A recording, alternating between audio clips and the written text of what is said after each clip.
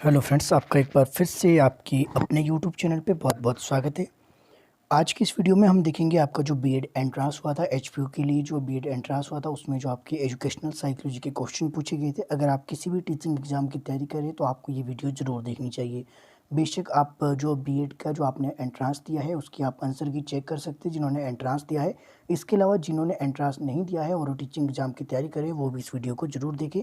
आपको इस वीडियो से काफ़ी नॉलेज मिलने वाली है, क्योंकि इसमें देखेंगे हम एजुकेशन जो आपकी पेडागोजी है, वहीं जो साइकोलॉजी का आपको थोड़ा सा कुछ पोर्शन इसमें देखने को मिला है। इसके अलावा जो आपका फिलोसफी के भी इसमें कुछ क्वेश्चन देखने को मिले, तो ये आपके लिए हेल्पफुल रह सकते हैं आगामी एग्जामों के लिए। पहला प्रश्न देख लेते हैं। जो आपकी बीएड वाले हैं जिन्होंने आज एंट्रांस दिया है वो अपने जो है आंसर इसके साथ मैच कर सकते हैं। आपके जो ये आंसर रहेंगे 100% आपके जो ये राइट आंसर होगी, इसमें आपको कोई संदेह नहीं करना है। तो आप इस वीडियो को आप लास्ट तक ज़रूर देखिएगा और आप अपने आंसर इसमें टिक कर सकते हैं। पहला प्रश्न आपके पास क्वेश्चन नंबर 91 है। When was the national adult education program launch? तो ये कब हुआ था? तो इसका जो ऑप्शन इसमें सी दिया है ये आपका बिल्कुल सही हो जाएगा, 1978। बात की जाए तो कब ये लॉन्च किया गया था? 2 अक्टूबर 1978 को इसे लॉन्च किया गया था। तो इसका ऑप्शन जो आपके पास सी दिया है ये बिल्कुल सही हो जाएगा। अगला देख लेते हैं। अगला है आपके पास क्वेश्चन नंबर 92 है। ताराचंद समिति ने सिफारिश दी थी, तो ताराचंद कमेटी प्रोवाइड रिकमेंडेशन। वैसे तो इसने फिजिकल एजुकेशन की बात की थी, लेकिन इसमें जो ऑप्शन है ऑप्शन के हिसाब से देखें तो ये माध्यमिक शिक्षा के ऊपर इसने जो जोर दिया था। ऑप्शन इसमें जो डी आपका सही हो जाएगा, सेकेंडरी एजुकेशन यानी कि माध्यमिक शिक्षा। अगला प्रश्न देख लेते हैं। अगला है आपके पास 93। Inclusive education refer to inclusive यानी कि समावेशी शिक्षा। समावेशी शिक्षा क्या होती है? कि जिसमें सभी को जो एक समान शैक्षिक अवसर प्रदान किए जाते हैं। तो इसमें जो आपके पास ऑप्शन सी है सही हो जाएगा। Equal education opportunity to disable and normal students, चाहे वो आपका विकलांग हो या फिर सामान्य हो, सभी को जो है एक समान इन्वायरमेंट आपका जो है देना क्लासरूम के अंदर, ये आता है आपका समावेशी शिक्षा में। ऑप्शन इसमें सी आपका बिल्कुल सही हो जाएगा।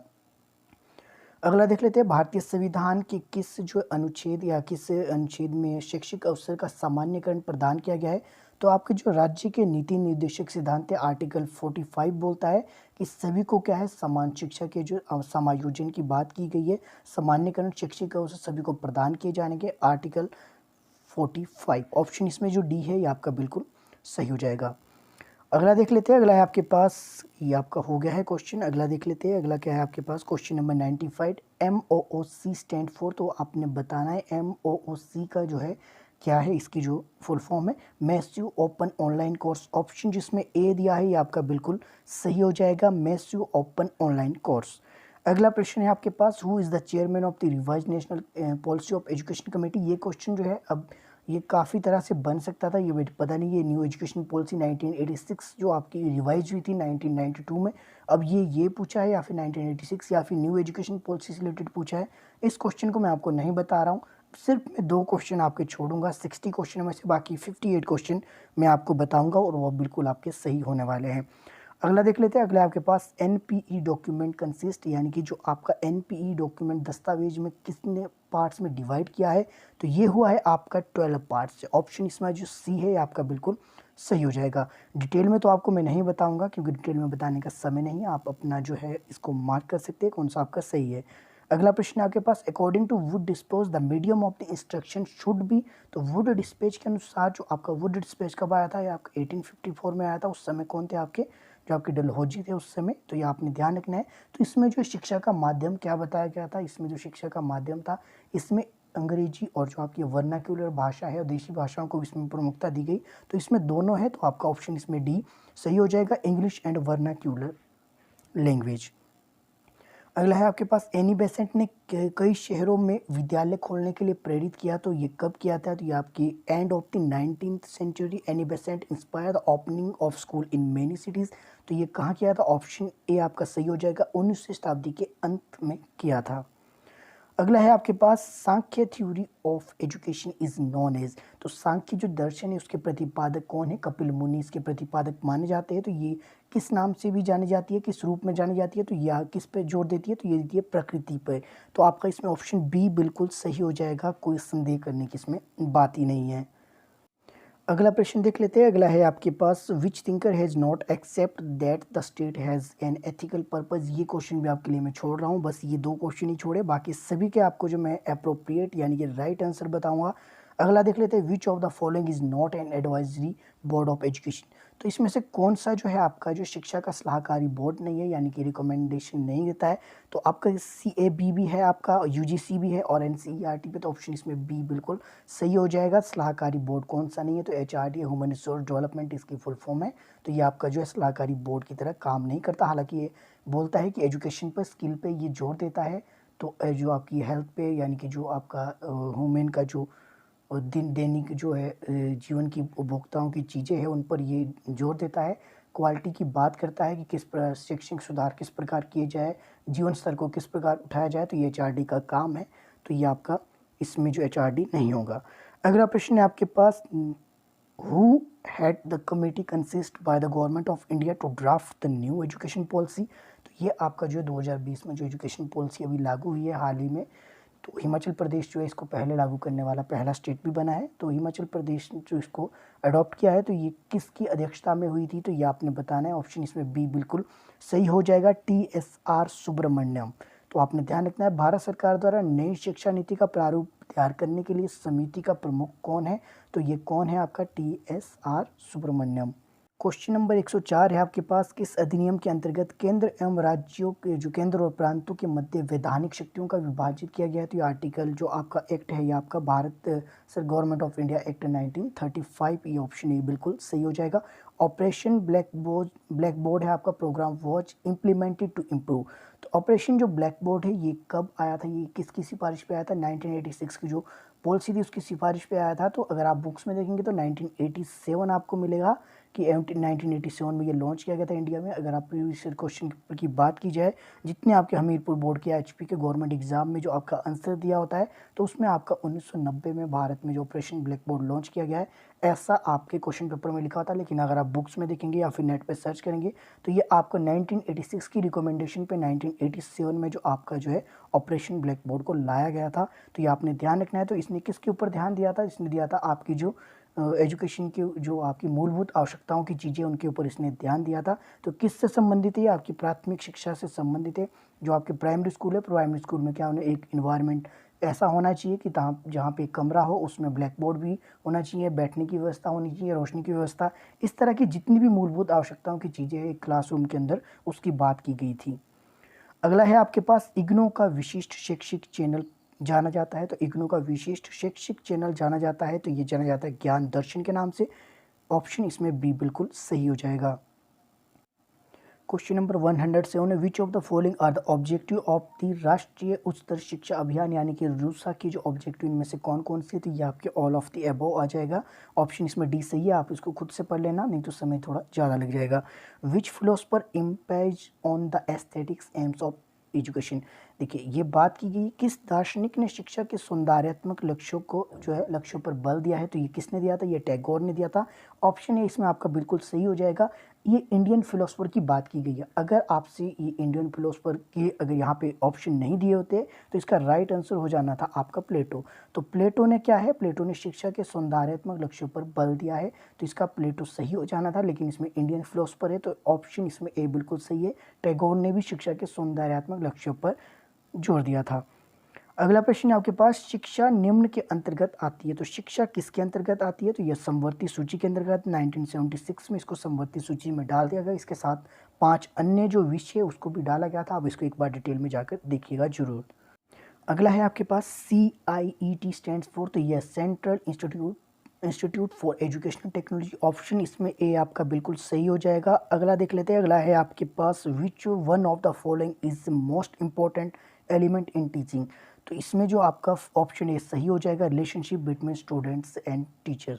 तो आपने देखा, ध्यान रखने कौन सा शिक्षण सबसे महत्वपूर्ण तत्व है, तो शिक्षकों और छात्रों के बीच जो संबंध है ये आपका महत्वपूर्ण तथ्य। ऑप्शन ए बिल्कुल सही हो जाएगा। अगला देख लेते हैं, when is the best time to evaluate students performance. किसी भी छात्र के प्रदर्शन का मूल्यांकन करने का सबसे अच्छा समय कौन सा होता है, तो वो होता है कि जब आपके through out the instruction process, कि जब आप बच्चे को अनुदेशात्मक प्रक्रिया के दौरान जब आप बच्चे को पढ़ा रहे होते हैं, उस समय जो आपका क्या है, आपका सबसे अच्छा समय होता है कि स्टूडेंट को मूल्यांकन करने का। इसमें कोई भी शक की बात नहीं। ऑप्शन इसमें डी आपका 100% राइट होगा। अगला है आपके पास, why is education philosophy important for teacher. शिक्षक के लिए शैक्षिक दर्शन महत्वपूर्ण क्यों है? तो क्यों महत्वपूर्ण है? क्योंकि it's help in improving them self in the role of a teacher. तो ऑप्शन इसमें डी बिल्कुल सही हो जाएगा कि एक शिक्षक की भूमिका में खुद को सुधारने के लिए मदद करता है। तो ये आपके लिए ऑप्शन डी इसमें बिल्कुल सही हो जाएगा।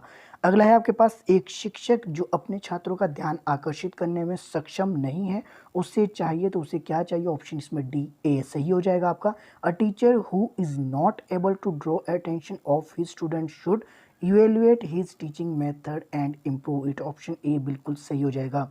अगला है आपके पास, the mental development of the child associated and increase इन।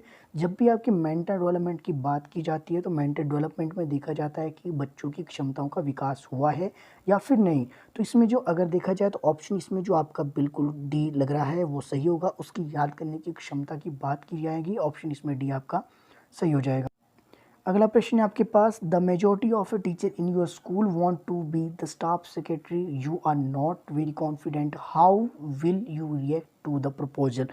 आपके विद्यालय के अधिकांश शिक्षक आपको स्टाफ सचिव बनाना चाहते हैं, आप अधिक आत्मविश्वासी नहीं हैं, इस प्रस्ताव पर आपकी क्या प्रतिक्रिया होगी?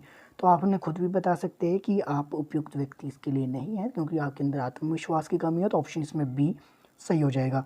अगला है आपके पास question number 117, learning is the mother tongue help to. देखिए, जो आपकी मातृभाषा है वो आपको सीखने में क्या करती है, जो है आसानी से उसको समझने में आपकी मदद करती है। ऑप्शन इसमें डी आपका सही हो जाएगा। आसानी से समझने यानी इजी, जो आपका इजीली कॉन्फ्रिहेंड या फिर इजी टू अंडरस्टैंड, इसमें ऑप्शन डी आपका बिल्कुल सही हो जाएगा।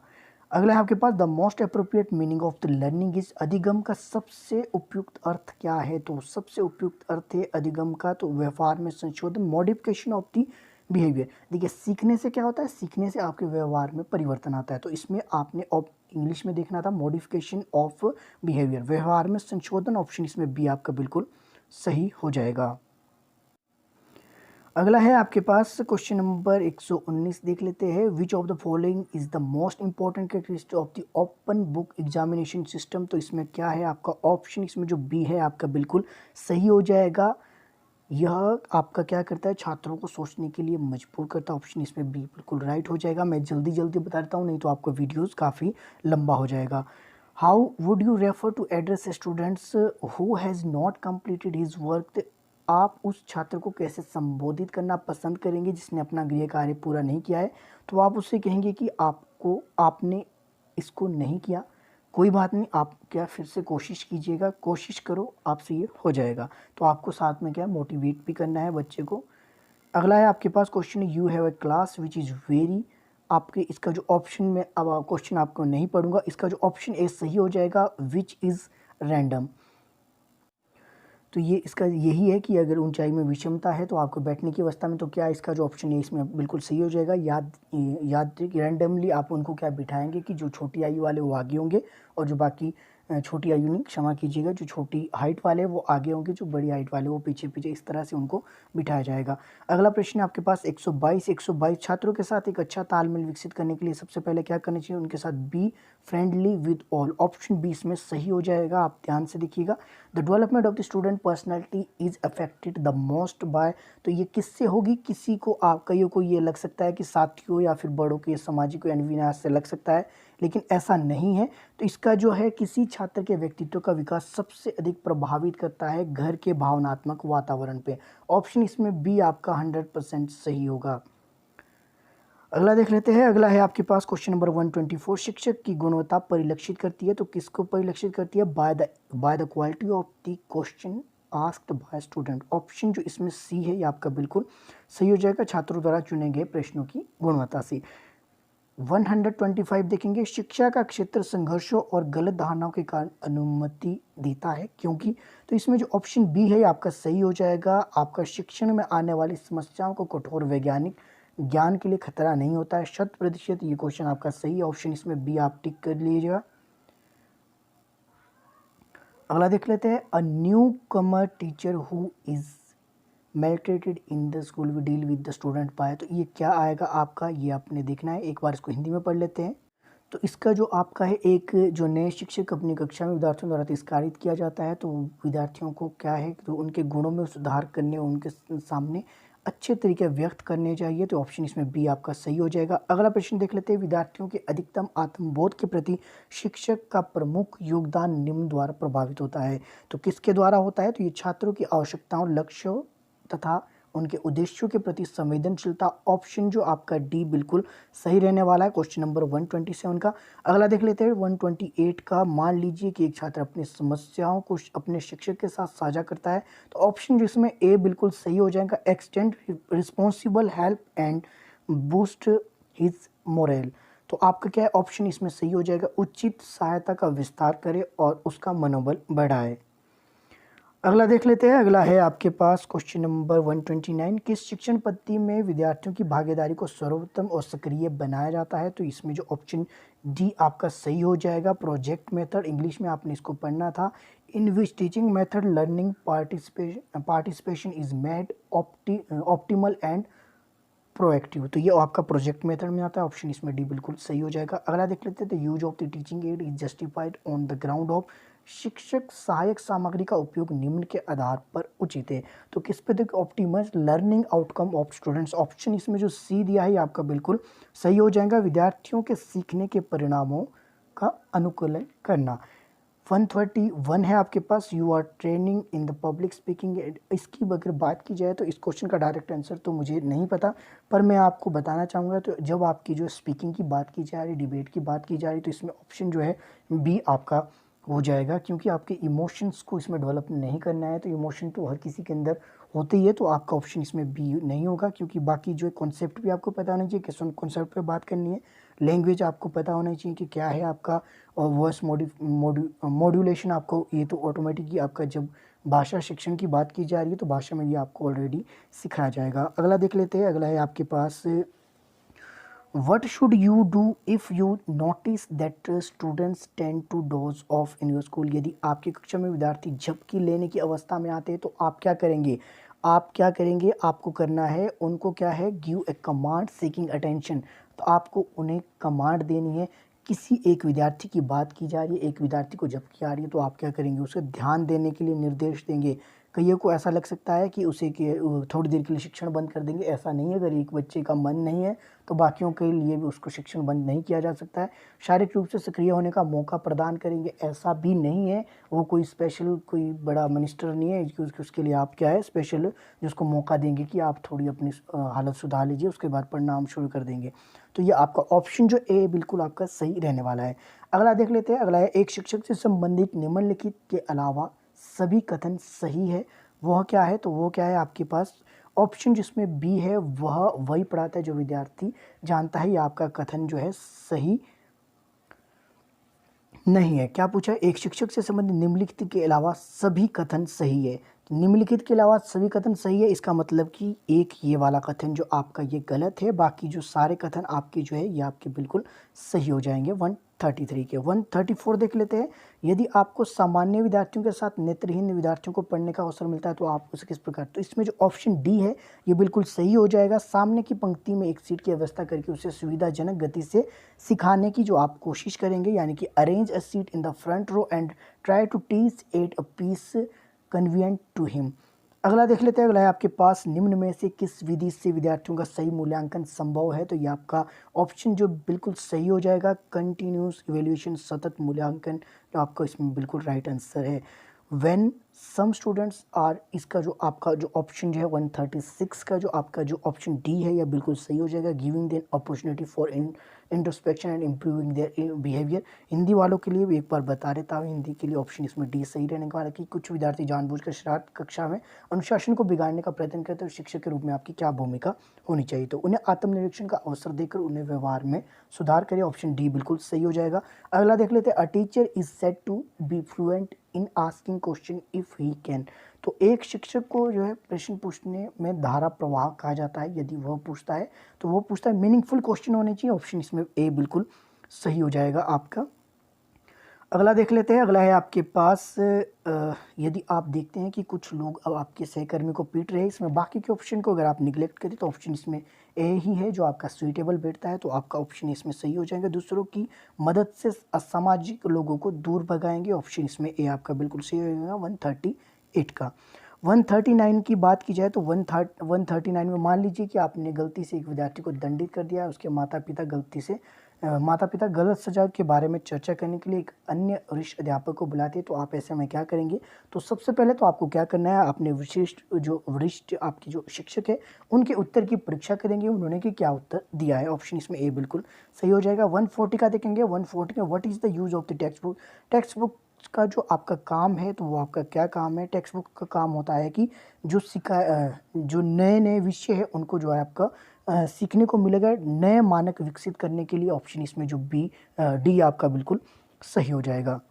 अगला देख लेते हैं। अगला है आपके पास 141 achievement test commonly used for the purpose of achievement. उपलब्धि परीक्षण का सामान्यता उपयोग किया जाता है, तो ये किया जाता है आपका ऑप्शन इसमें सी होगा, सही शिक्षण के बाद सीखने की मात्रा का आकलन करने में। Ascertaining the amount of the learning after teaching. 142 देखेंगे, you are the authorize to grade the students in their particles you will. तो आपको क्या करना चाहिए? निजी रूप से उसे सिखाने के लिए प्रोत्साहित करना है।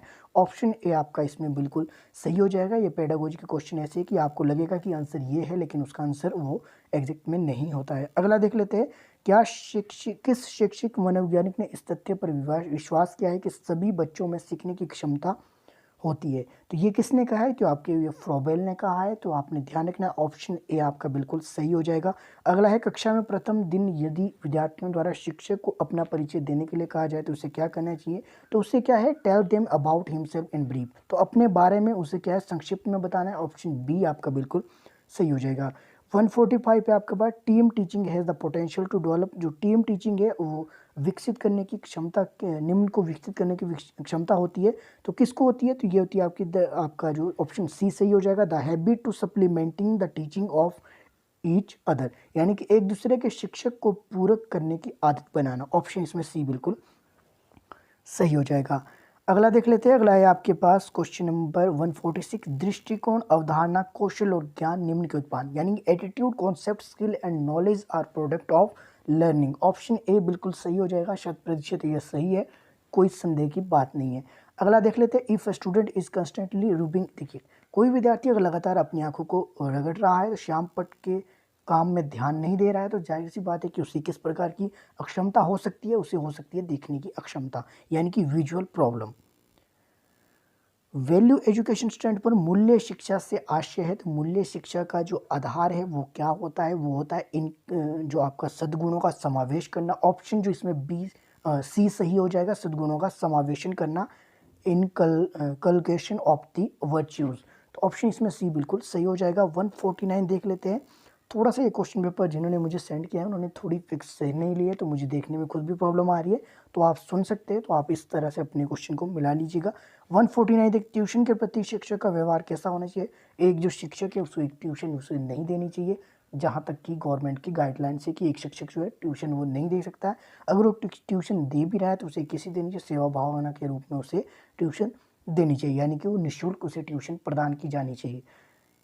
वैसे तो उसे ट्यूशन कभी देनी नहीं चाहिए, तो इसका जो मैं लगाऊंगा तो मैं लगाऊंगा इसका ऑप्शन सी। अगला देख लेते हैं 150, और ये लास्ट क्वेश्चन भी है। मान लीजिए कि आप एक अल्पसंख्यक महाविद्यालय में पढ़ा रहे हैं, तो वहाँ बेहतर समावेशन के लिए क्या होगा आपके लिए?